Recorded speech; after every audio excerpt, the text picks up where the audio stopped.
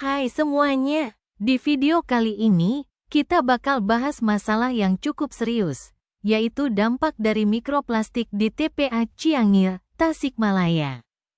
TPA atau tempat pembuangan akhir ini menampung ribuan ton sampah setiap harinya. Sayangnya, pengelolaan yang kurang baik dapat menyebabkan dampak cukup serius yang sangat merugikan lingkungan dan masyarakat di sekitarnya. Masalah utamanya adalah dampak dari mikroplastik. Mikroplastik merupakan plastik yang terdegradasi dalam waktu yang lama sehingga mikroplastik tentunya sudah menyebar ke dalam lingkungan, baik di daratan maupun di perairan. Plastik berasal dari bahan hidrofobik sehingga bersifat toksik bagi lingkungan karena logam berat seperti CD, Cl, Co, Ni, dan Pb dapat menempel pada plastik. Mikroplastik yang masuk menuju perairan akan mengendap di sedimen.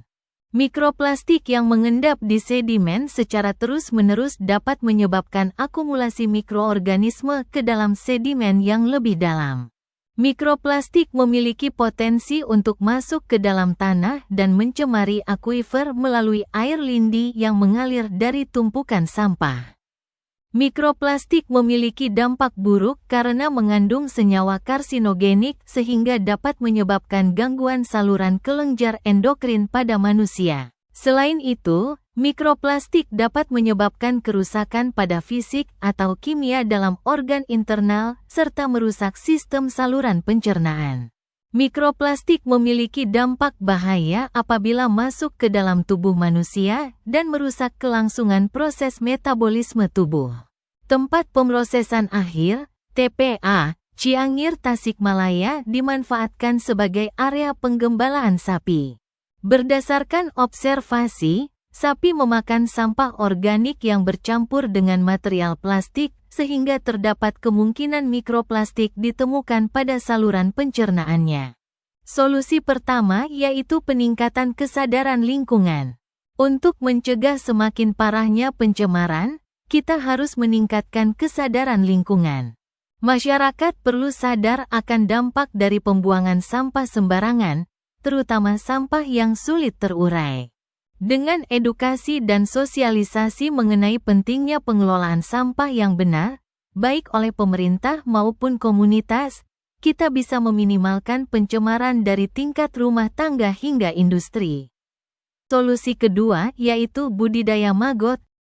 Maggot atau larva black soldier fly adalah solusi alami untuk mengurangi sampah organik.